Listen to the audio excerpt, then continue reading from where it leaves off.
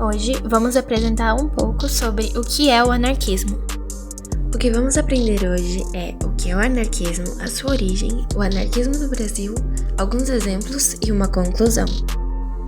O anarquismo é uma ideologia política que se opõe a qualquer forma de dominação, hierarquia, Estado, capitalismo, instituições religiosas, racismo e o patriarcado. E pregam a cultura da autogestão e da coletividade. O pensamento anarquista surgiu com as ideias do político e filósofo francês Pierre Joseph, que foi membro do parlamento francês durante um certo tempo e oriundo de uma família de pequenos burgueses. Ele criticou severamente a presença do Estado nas organizações políticas e a aquisição da propriedade privada. Segundo o francês, a propriedade privada, que era também o símbolo maior do capitalismo, era o maior motivo da desgraça humana, e o Estado era apenas um aparato repressor que foi criado para controlar a vida das pessoas e mantê-las presas à lógica capitalista. Outro grande pensador do anarquismo foi o teórico político russo Mikhail Bakunin. Bakunin conheceu os ideais de Proudhon e o socialismo científico de Marx e Engels. Ele divergiu dos teóricos comunistas, em especial na questão da presença do Estado nas revoluções populares, e também elevou a um grau mais radical as ideias do francês Proudhon. Para Bakunin, era necessária uma revolução sangrenta, a partir de ações terroristas que derrubassem de vez o Estado e implantassem um sistema político democrático direto, baseado na autogestão e sem figuras de lideranças políticas. O anarquismo surgiu como uma resposta ao capitalismo que criava um sistema extremamente desigual na Europa, ocasionando a possibilidade de acúmulo de bens por uma pequena parcela da população e a miséria para a maioria. Assim como o socialismo, o anarquismo surgiu a partir da observação das desigualdades e da percepção das camadas economicamente excluídas do capital, mas produtores de bens. Para Marx eram os trabalhadores fabres, para Bakunin eram os camponeses.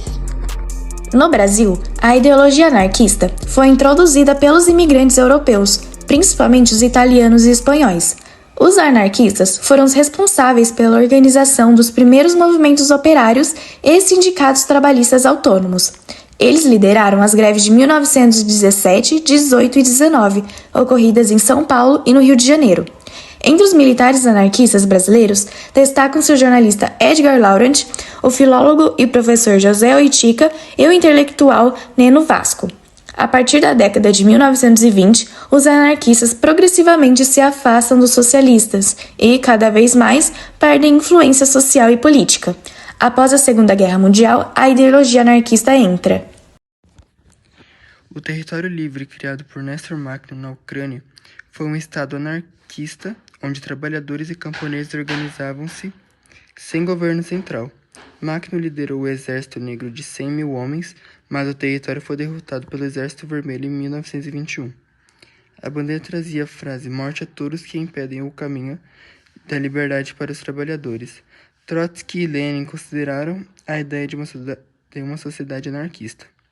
Outro exemplo foi em 1924, a Federação Comunista Anarquista Coreana, KACF, começou a promover a criação de sindicatos anarquistas e de um sentimento anti-imperialista na China.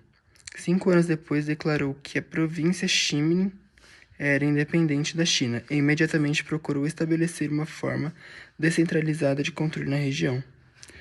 Como outras sociedades anarquistas, a KACF adotou uma associação de comitês criados especificamente para áreas distritas e aldeias. Esses conselhos cooperavam uns com os outros e dedicavam individualmente em questões como agricultura, finanças e educação, e outras decisões importantes para a comunidade. No entanto, devido às tentativas do Japão Imperial de conquistar a região, bem como as investidas de Stalin para derrubá-la, a KACF foi finalmente derrotada em 1931. Em resumo, o anarquismo é uma corrente de pensamentos que desafia as estruturas de poder tradicionais, buscando uma sociedade baseada na liberdade, igualdade e cooperação. Ao longo da história, influenciou movimentos sociais e propôs alternativas às hierarquias convencionais, convidando-nos a repensar a organização da sociedade. Muito obrigada por nos assistir e até a próxima!